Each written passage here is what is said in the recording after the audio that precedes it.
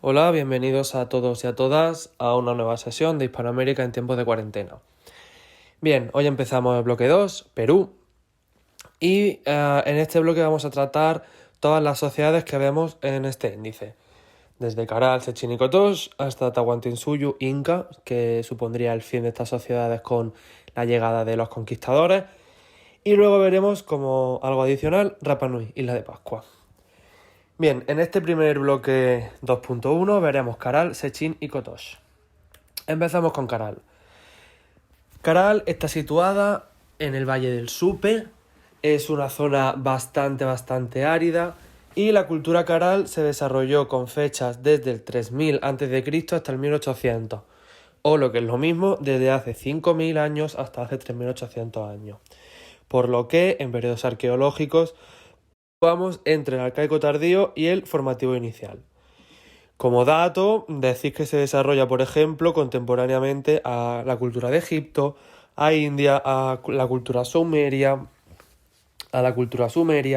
etc. Aquí en el mapa vemos que está situada en la costa pacífica. Recordamos que toda la costa de Perú es muy árida, la parte sur bastante más que la norte, pero la norte sigue siendo árida, tal y como aparece en la fotografía. Bien, a nivel arqueológico, a principios del siglo XX, si no recuerdo mal, para el 1907 más o menos, el investigador Max Uhle descubrió un asentamiento precerámico a 23 kilómetros de Caral. No es bien lo que luego será Caral, pero sí que es ese primer campo de cultivo pre-Caral. Luego, unos 30 años más tarde, más o menos, Julio César Tello, ubicado en la parte superior derecha de la pantalla, también descubrió parte de estos asentamientos pre-Caral. Pero quien destaca por evidenciar la cultura Caral en sí con mayor profundidad fueron Paul Kosok y Richard Schaedel. Son las dos fotografías que aparecen en la parte inferior de la pantalla. La foto que aparece en color es la de Kosok y la que aparece a su derecha en blanco y negro la de Schaedel. A día de hoy, a partir de estos dos autores, han ido varios arqueólogos y varios estudiosos del tema a trabajar y siguen trabajando a día de hoy, como Carlos Williams, Frederick Engel o Ruth Shady, que es la mujer que aparece en esta imagen en la parte inferior izquierda de la pantalla. Bien, antes de entrar en propiamente la sociedad Caral, vamos a ver las fases que los autores han estipulado para esta sociedad. ¿Cómo ha evolucionado Caral? Pues bien, los autores han dividido Caral en 6 fases. Una primera fase de hace unos 7000 años, que es un inicio de la cultura pre-Caral, lo que hemos dicho, todo ese campo de cultivo. Una fase 2, con cronologías de hace 5000 a 4600 años, que aquí ya sí entramos en plenamente cultura Caral y se dan esas primeras construcciones. Una fase 3, con cronologías de hace 4600 a 4300 años. Aquí en esta fase se produce una remodelación general y se añaden diferentes plazas circulares, que recordamos que son lugares públicos, de reunión, casi siempre sagrados, con, digamos, como una especie de lugar compartido donde se llevaban a cabo todo ese tipo de rituales sacramentales. Luego encontramos una fase 4, que sería, digamos, el máximo auge de la sociedad Caral, con cronologías de hace 4300 a 4200 años. Aquí se amplían edificios públicos y es importante destacar que estas ampliaciones suelen ser, además de, por cuestiones propiamente arquitectónicas, sobre todo se producían por marcar inicios o cierres de etapas sociales, por marcar rituales, por una renovación social a nivel de ciclos. Ya veremos más adelante que esta tónica será muy común en todas las sociedades.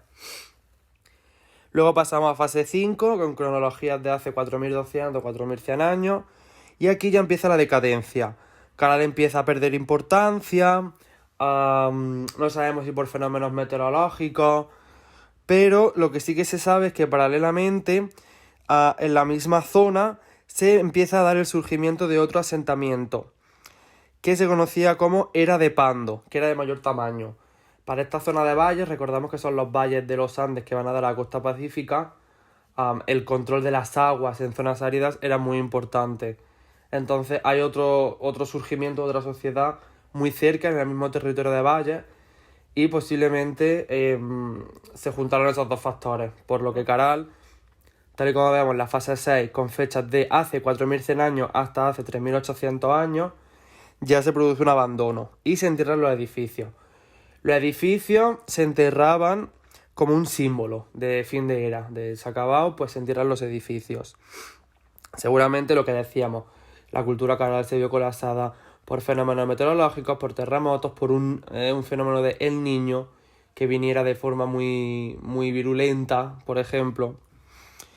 A todo esto, como en Caral encontramos un conjunto de edificios sagrados congregados en la misma zona donde se llevaban a cabo rituales ceremoniales, funciones administrativas, desarrollo de innovación arquitectónica, se considera la primera ciudad americana, pues es el asentamiento, digamos, más antiguo de América conocido. Recordamos que para la arqueología americana hay muy poquito excavado en relación a todo lo que pudo llegar a ser. Bien, entramos ya a nivel de estructura urbana de Caral. Recordar antes de entrar a hablar de la estructura urbana, materiales arqueológicos que nos han llegado, por ejemplo, fogones, ofrendas, restos de rituales, ajuar funerario. Vemos que a nivel de sociedad había una complejización bastante alta. A nivel arquitectónico, encontramos hasta 32 estructuras públicas, como pirámides, altares, plazas hundidas, etc. Varios conjuntos residenciales distribuidos por las dos partes del territorio. Encontramos Caral Alto y Caral Bajo. En el mapa de la pantalla lo nombra como sector bajo y sector alto de la ciudad de Caral. ¿Qué encontramos, por ejemplo, en Caral Alto? Pues Caral Alto era, digamos, la parte con mayor número de estructuras monumentales y de mayor importancia. Aquí encontramos las construcciones públicas y residenciales más grandes.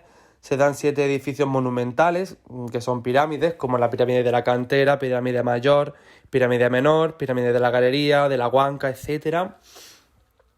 Encontramos también 2 plazas circulares hundidas frente a caminos que van a dar a pirámides. Ya veremos que los edificios monumentales no están puestos al azar, están puestos en esa zona y con esa ubicación de manera intencional.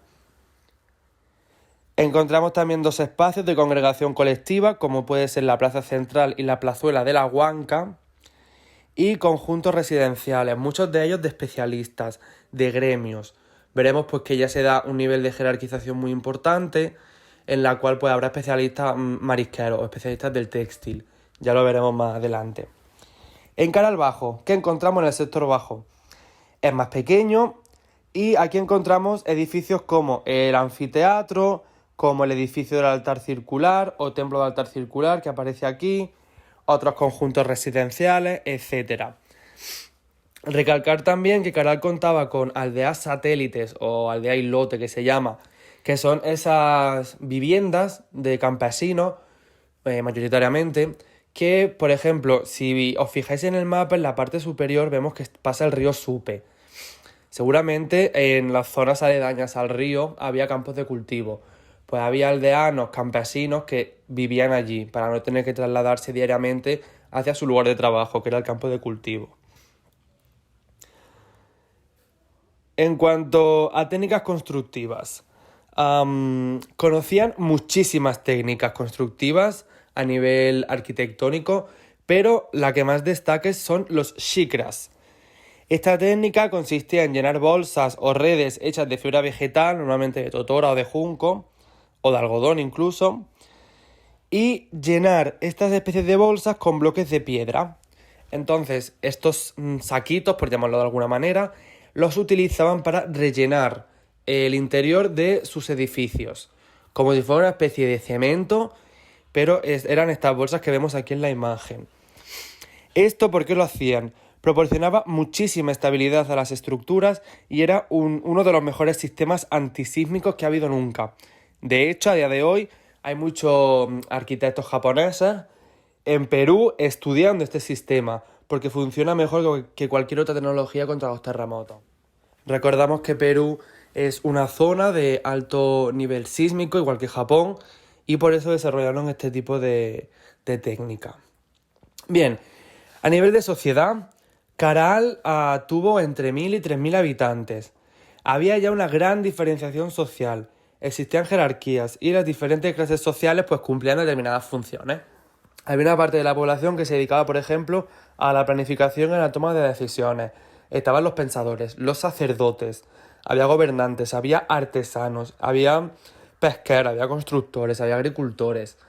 Y internamente a cada grupo, pues de dentro de los artesanos, pues había que se dedicaba más a hacer X tipo de tela, por ejemplo, o X tipo de figurillas de arcilla. Había ya una especialización bastante compleja. A nivel cultural, ¿qué encontramos en Caral? Hemos dicho que Caral destaca por ser la primera ciudad americana y a nivel de cultura era compleja. ¿Qué encontramos? En primer lugar encontramos estatuillas. Estaban hechas de arcilla, pues Caral se considera una cultura precerámica, no tenía desarrollo alfarero. Las estatuillas las podemos ver en la parte superior derecha de la pantalla, son estas tres que aparecen aquí. Como vemos, las caras no son personificadas, sino que son caras que presentan rasgos más bien neutros. Vemos que estaban policromadas, hoy en día nos ha llegado el color bastante desgastado, pero se pueden apreciar colores como el rojo, como el blanco y como el negro. De las tres figuras, la figura que está en la parte derecha es la que ha conservado un mayor estado a nivel cromático. Vemos también, aparte de este policromatismo, que estas figuras presentaban también tocados. Pues lo vemos con orejeras, con collares, con tocados para la cabeza. Vemos que también en ese sentido, ya presentaban ese tipo de rasgos. Según indica Shadi, los habitantes de Caral utilizaban, en lugar de cerámica, como hemos dicho que no tenían, lo que utilizaban que era, pues, para las estatuillas arcilla, pero para su material, digamos, su homenaje diario, pues utilizaban cucurbitácea, calabaza, madera, piedra, para hacer pues todo el material de recipientes, de ollas, etc. Por lo que tampoco necesitaban cerámica, como que se las apañaron sin cerámica. Estas estatuillas, como hemos dicho, representan formas antropomorfas de ambos géneros. Muchas aparecen fragmentadas y eran parte de rituales religiosos en relación con lo que hemos dicho antes, la renovación social, renovación de ciclos, en honor a la fertilidad, etc. Veremos que cuanto más avancemos a nivel de sociedades, mayor complejización tendrán las estatuillas. Por ejemplo, veremos en Moche, tienen un desarrollo brutal este tipo de estatuillas cerámicas con técnicas de cera fundida. Bueno, ya veremos más adelante. Otra cosa que encontramos a nivel cultural son los quipus. Se han encontrado quipus. ¿Qué es el quipus? En la pantalla lo podéis ver en la parte inferior derecha. Es un sistema de comunicación basado en un conjunto de hilos o de cuerdas con nudos. De una cuerda larga colgaban otras cuerdas o hilos menores, los cuales presentaban nudos de diferente forma y atados de diferente manera específica. ¿Para qué servía? Pues para hacer recuentos y para ofrecer información a los gobernantes o dirigentes sobre X tema. Es decir, si los gobernantes necesitaban saber pues los kilos o las toneladas me lo invento, calabazas que se habían cultivado ese año o esa temporada de cosecha, hacían esta forma de anudar este tipo de cuerdas de una forma específica, concreta, y eso lo llevaban al gobierno para que el gobierno pudiera interpretarlo. Obviamente, ¿esto que nos denota? En primer lugar, que había especialización, había gente que sabía leer quipus y sabía utilizar estos quipus, no todo el mundo sabía. Y en segundo lugar, nos indica que ya tenemos un primer sistema de comunicación. No es gráfico, no es pictórico, pero es un sistema de comunicación. Aparece ya ese primer sistema. ¿Qué encontramos también en Caral? Encontramos a nivel cultural la música. Se han hallado hasta tres conjuntos arqueológicos donde aparecen piezas musicales. Todas de ellas son instrumentos de viento. Por ejemplo, encontramos 38 cornetas hechas con huesos de guanaco y de venado. Encontramos 32 flautas traveseras hechas con huesos de cóndor y pelícano. Y 4 antaras o flautas de pan, que en la imagen de la parte inferior izquierda de la pantalla, la flauta de pan es esta que son como 4 o 5 tubitos, uno más largo, otro más cortito. Que eso digamos que cada tubito sirve para tocar una diferente nota. Muchas de estas representaciones musicales, muchas de estas piezas, presentaban motivos zoomorfos a modo ornamental. Tenían decoración. No estaban hechas y ya está. Es decir, sí que tenían, obviamente, la función, ¿no? de tocar música, porque ya esto nos muestra que había ya un gusto musical, también como otro sistema de comunicación, la música. Pero además también era un motivo ornamental dentro del arte. Además de esto, en Caral también se encuentra que controlaban perfectamente técnicas de textilería, de algodones, de entrelazados, de torzal, de elaboración de calzado, elaboración de bolsas, de sogas, de redes, de cordeles, de totora, de junco, así como un amplio conocimiento sobre temas de astronomía. Se han encontrado muchos calendarios y evidencias de festividades en relación a los astros, así como también se ha demostrado que la alineación de ciertos edificios públicos coincide con ciertos astros o ciertos fenómenos astronómicos. También se dan geoglifos y un posible observatorio que se ha hallado enterrado. Están ahora mismo estudiando, pero se piensa que ha habido un posible observatorio. Destacamos por último también la existencia de un monolito o huanca, que es el que aparece en la parte superior izquierda de la pantalla, hincado en el suelo de una plaza pública. Como aparece aquí en la imagen, está la plaza, lo que era la plaza pública, y la huanca justo en el centro. Se encuentra de frente, digamos, con la entrada a esa plaza. Su función se cree que era un instrumento de observación astronómica. Bien, como hemos dicho, Caral era la primera ciudad americana, pero simultáneamente y en zonas también parecidas surgen otras dos.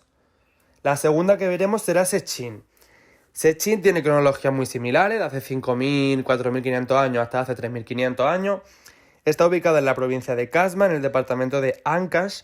Aquí está el mapa de lo que es la provincia de Casma y el mapa más grande está la ubicación, muestra la ciudad de Sechín en relación con las actuales ciudades peruanas.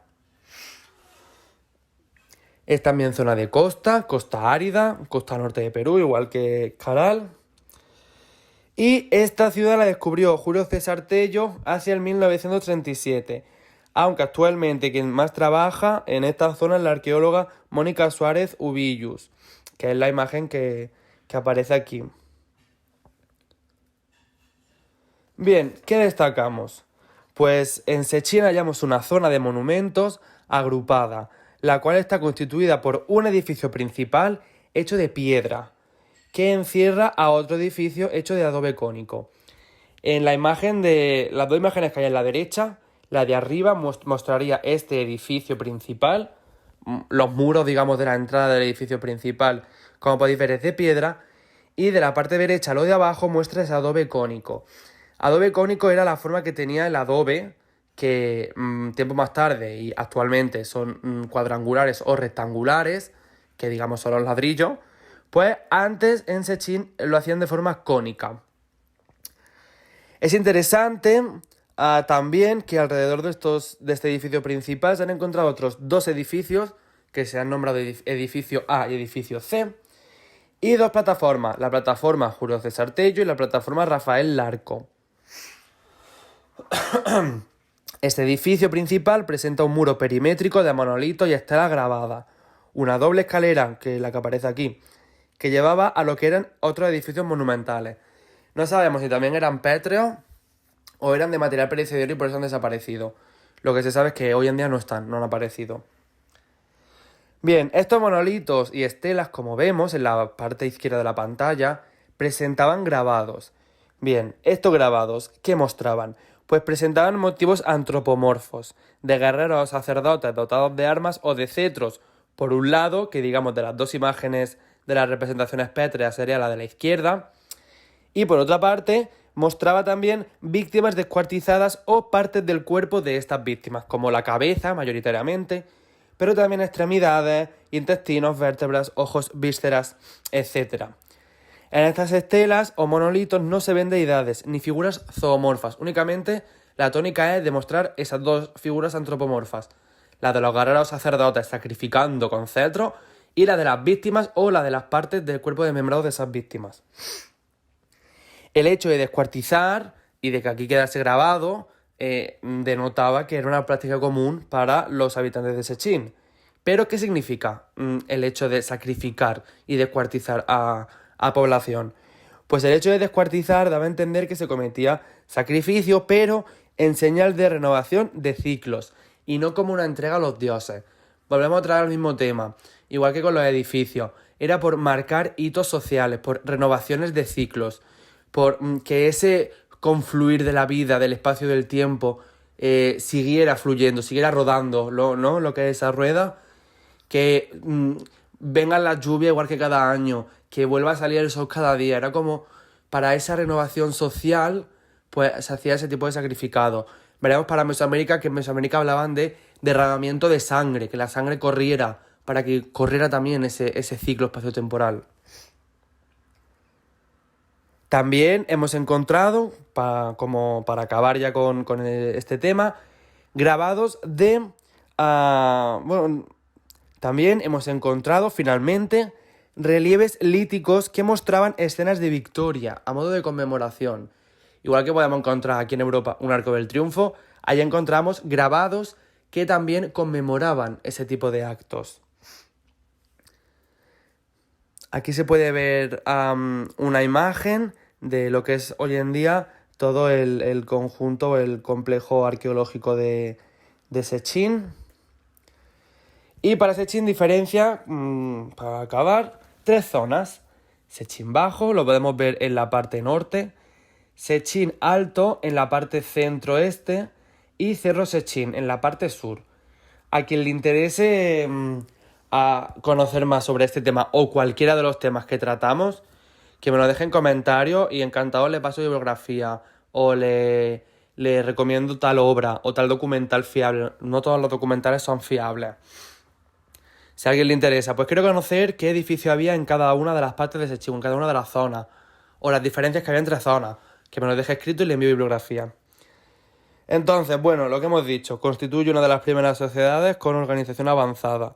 Y pues serán eso, igual que el resto, los inicios, ya la chispa ya se ha disparado para todo lo que serán las sociedades venideras. Por último encontramos Kotos, con fechas también un pelín posteriores, pero nada, de 4000 antes del presente. Y empecé a investigarse a partir de la segunda mitad del siglo XX, sobre todo por la Universidad de Tokio, con un proyecto a cargo del doctor Seiichi Izumi, que es este hombre que aparece aquí. Kotos no está ya en zona de costa árida, sino que está en zona de sierra. Si veis en el mapa, vemos que está ya en la sierra. Está muy cerca del río Higueras y muy cerca de la actual ciudad de Huánuco. Aquí podemos ver la ubicación de Kotos en relación, por ejemplo, a Caral. Si os fijáis, Caral es más de costa y Kotos es plenamente de sierra. Bien, se ha hablado de que Kotos es la primera ciudad o una de las primeras que presenta templo. Sería un templo, el templo más antiguo del continente. Fue una sociedad que, a pesar de no haber triunfado a niveles estratosféricos durante muchos años, simbolizó también un ejemplo de esas primeras ciudades. Los autores proponen varias fases. La primera fase, ¿vale?, está puesta en fechas de antes de Cristo, no de antes del presente. Recordamos que hemos dicho que empieza hace 4000 años, lo que quiere decir que empieza hace 2000 años antes de Cristo. Bien, esa primera fase, que se corresponde con el precerámico tardío, del 2000 a.C. al 1500 a.C. Se llama Kotos Mito. Ya veremos la importancia de esta fase y todo lo que conllevará. Luego se dan 2 fases dentro del periodo inicial, del 1500 a.C. al 1000 a.C. y del 1000 al 700 a.C. Kotos Guairajirka y Kotos Kotos. Luego ya entramos en Horizonte Temprano. Recordamos que Horizonte Temprano también son fechas para Chavín de Huántar, que será lo que veremos justo después. Y estas fechas son del 700 al 250 a.C. para Kotos Chavín y del 250 al año 1 después de Cristo o de nuestra era para Kotos Saharapatak. Finalmente, ya en el intermedio temprano, a partir del 1 después de Cristo y décadas posteriores, será Kotos Higueras, que ya será el abandono de esta ciudad. Vale, entonces, como hemos dicho, destacamos la primera etapa, Kotos Mito.